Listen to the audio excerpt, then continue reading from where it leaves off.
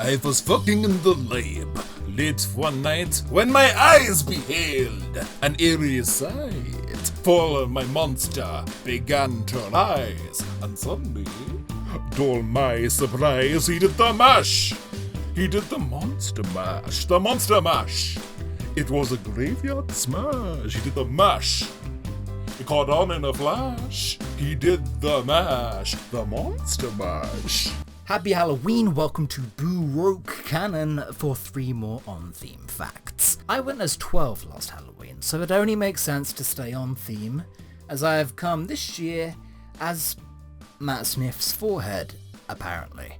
As for the singing, I do not apologise, I've had a few and singing is okay on holiday specials. The Monster Mash is also a bop, so there's your first fact, jot that one down. Today, me and the Matrix have got dressed up. We've got vampires, witches, and zombies for you. Matrix! Do the Matrix mash. Goddamn, I was using the Great Matrix as a karaoke machine. Vampires! The Hooniverse is absolutely full of vampires. Second only to the Daleks, they are genuinely one of the most commonly returning foes in the series. Mostly because they look different every time they return. Sometimes they're Hammer Horror, sometimes they're monkeys, sometimes they're old ladies, and sometimes they're just fish. Under this bracket we also have to count the Haemovores, who aren't just vampires in name, as the book Vampire Science tells us there are different strains of the same ultimate species. More a contagion, different waves of an infection, or a curse, if we're being gothic this evening. The Doctor recently wound up in the great eternal vampire wars of Gallifreyan prehistory. Brilliant story. Rose got blooded. Rassellon is a black woman. And the vampires look like Nosferatu. The Doctor has vampire hatred burned into his bones. The Time Lord Ruth, childhood friend of the Doctor and all-round bad influence, eventually fell into a vampire cult and helped vampires invade Gallifrey. Like all Time Lords, the Doctor has to restrain his own murderous instincts when coming upon a vampire. And as seen in State of Decay, every single Time Lord, if they come across the Great Vampire, have a duty to kill it. And you know what? Fair enough. More of the Doctor's companions have been turned into vampires than Cybermen. There's Rose and Nyssa. Romana was blooded in a timeline where Rassellon was beaten by the Great Vampire. There's Hex's mum, and even Tegan, jumping around the place, biting on necks and counting like a mad woman. Standard Tegan behaviour. Paul Cornell was having a vampire phase. That's fine, we all do. Blood Invocation is the story that gives us this amazing panel. What has Mr. Davison seen? Well, a vampire cult on Gallifrey. For Blood Invocation is one story of many to tell us that Gallifrey has a big vampire problem, as the Doctor discovers that many of the Rassellon committees are in fact bloodsucker cults, operating out in the open for anybody to stumble upon. And that's where we find this. Rassellon the Vampire, we worship you in the long night. Rassellon the Vampire. And combining that with accounts from other stories does kind of cement the rumour that Rassellon probably was a vampire the whole time. We know that Rassellon the Immortal battled them in her first incarnation, but this was the same form that accidentally unleashed the great vampires into the universe in the first place. Amidst the eternal war, Rass became obsessed with killing, namely, the King Vampire. Interference Part 1 will tell you that Rass was exposed to vampire biodata in the war, which does add up with everything else we know about his character, inspiring his obsession with living forever. I will not die! Whilst also punishing other Time Lords who wanted the same thing. It's unsurprising that Rassellon would end up confusing his prejudice, as vampires and Time Lords shared 98% of the same biology. Whilst Time Lords had 14 regenerations, vampires had 15 covens. The vamps colonised with bites, whilst the Time Lords colonised with cats. Since then, vampires have turned up everywhere in the Hooniverse. The War Doctor watched on as they were thrown at the Daleks in the Time War, where suddenly, oh damn, they're looking a bit hench. From Chicago, where the 7th Doctor let the Vampire Messiah loose on the town, to East Space in Vampire Town.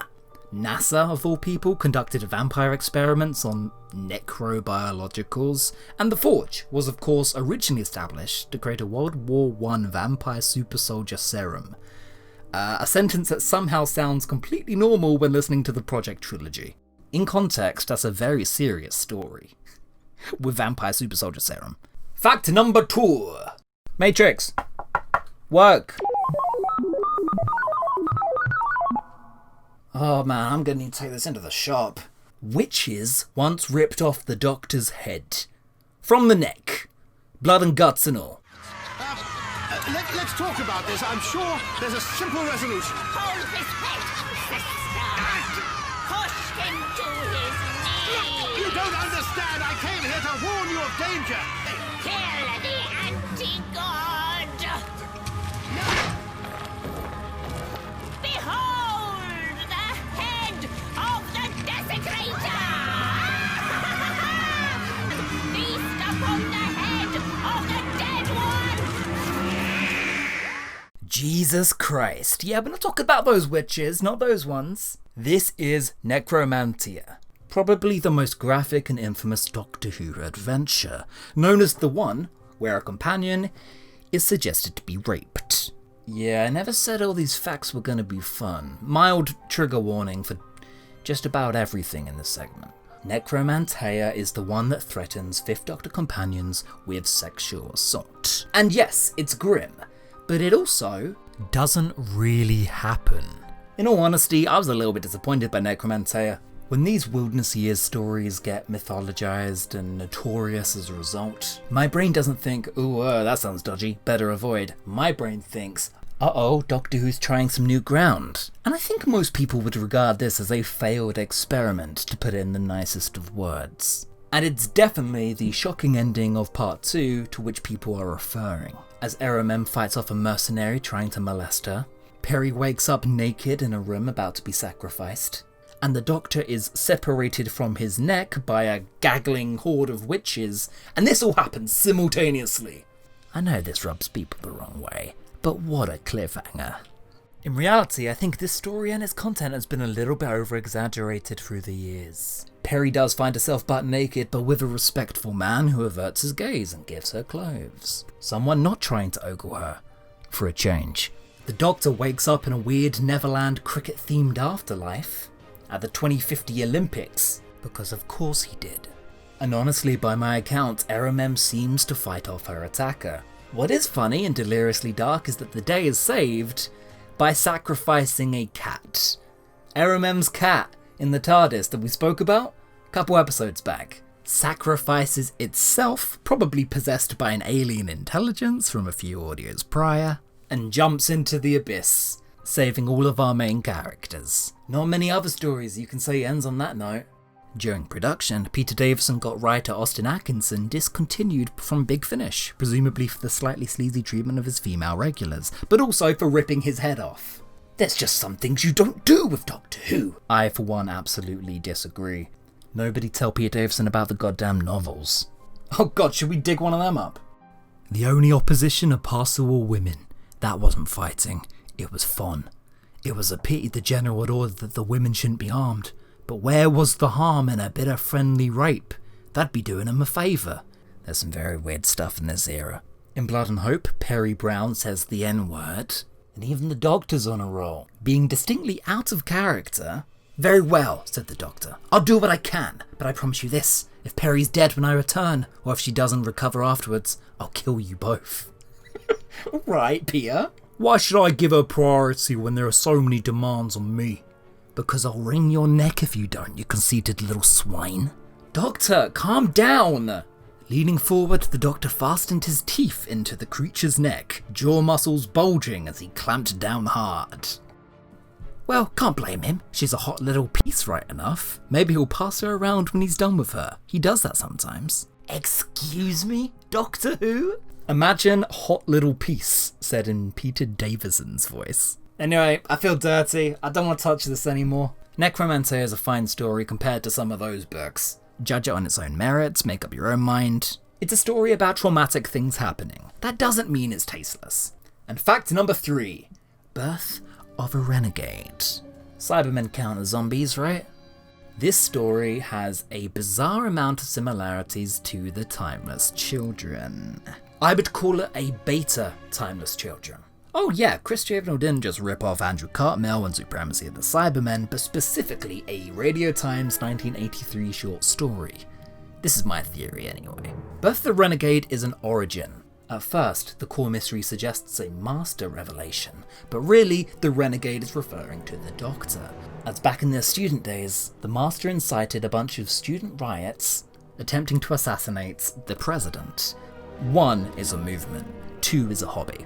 Ainley Master confronts the Doctor and his companions, and with the Cybermen he plans to overthrow the Time Lords legally by exploiting their constitution. Now that part doesn't sound very Whittaker, but the Master, revealing Time Lord hypocrisies and hidden secrets, reveals to the Doctor that the Time Lords wiped his memory of his earliest days, revealing the Doctor's backstory, as Lady Larn, otherwise known to us as Rose, otherwise known to us as Akiti, or otherwise known to us as Susan, is not actually the Doctor's granddaughter, only referring to him as such as a term of endearment.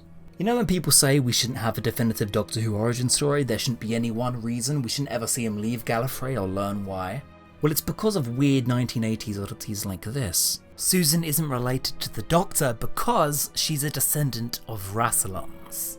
But now with Gallifrey leaderless, the Master plans to take Susan as his puppet and rule Gallifrey with the Cybermen. I don't know what the Cybermen are bringing to this plan, but that's fine, they'll never stop Chibnall. Of course, there's one big problem in this genius plan. Susan does not want to help the Master, and instead shoots him with his own tissue compression eliminator.